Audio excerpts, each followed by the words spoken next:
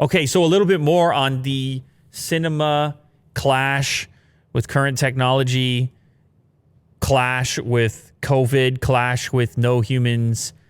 AMC has warned it'll run out of cash in January, and it's calling out Warner Brothers for its shift to HBO Max. So AMC is obviously on Christopher Nolan's side. It's on the side of the cinema, as you would be if you were AMC, kind of a big cinema player, if not the biggest, probably.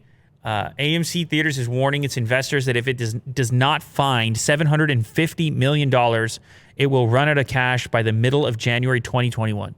Imagine trying to run a business, Will, that relies on people sitting in a movie theater, packing up a movie theater, and paying the cost of admission, and then looking at what's going on with COVID and all the rest of it, and trying to map out your expenditure going forward.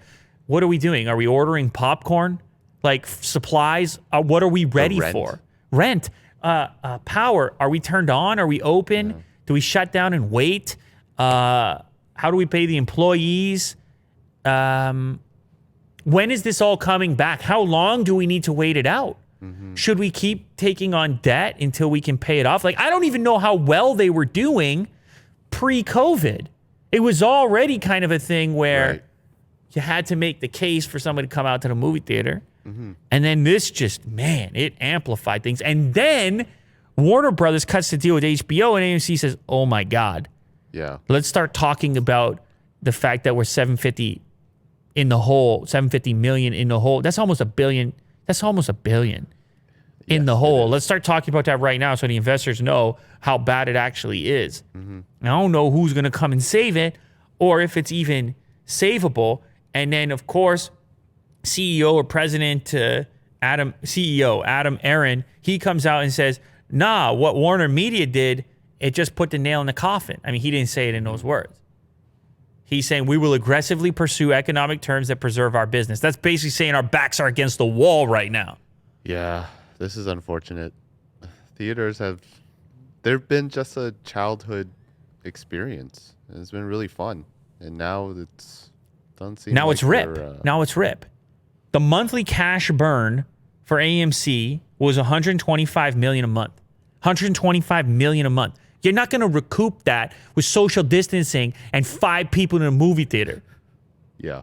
You're not going to get $125 million a month. Yeah. I don't care what price your ticket or your popcorn is.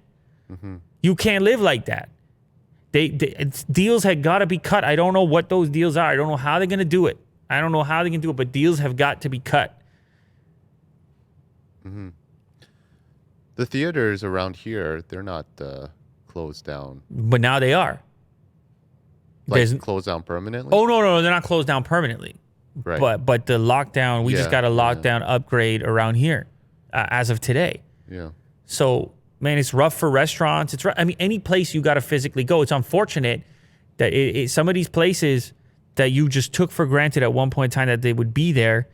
This is an example of that. It might not be gone completely, like all of them, but certainly they're going to be trimmed back. Yep. And if they're trimmed back, it's to a point where people are just going to have those experiences a lot less. And I agree. The price is going to change for each ticket. Price is going to change. Gonna increase. And I agree with you. It's upsetting. I got kids.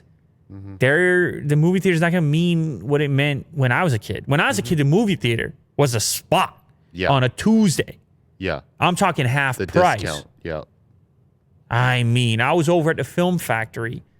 Unbelievable rundown joint, but everybody who was anybody in your world, they were there. That was social networking. No, real social that's those people from that other school over there that I met the other time. It was a hangout spot. Yeah, it was a hangout. Yeah. And that was on a Tuesday. There's an arcade in there as well. Absolutely there was.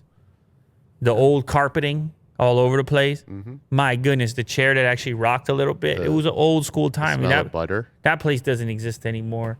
Yeah. But I'm just saying, what are we doing? We're reminiscing? Or what are we, 86 years old over here? Unfortunately. We are, right? But anyway, look, they're going to stick around in some way. It's just going to be different than it ever has been before. Mm-hmm. And hopefully people can figure out how to upgrade their at-home experiences so that everybody's not watching Tenet only on their phones.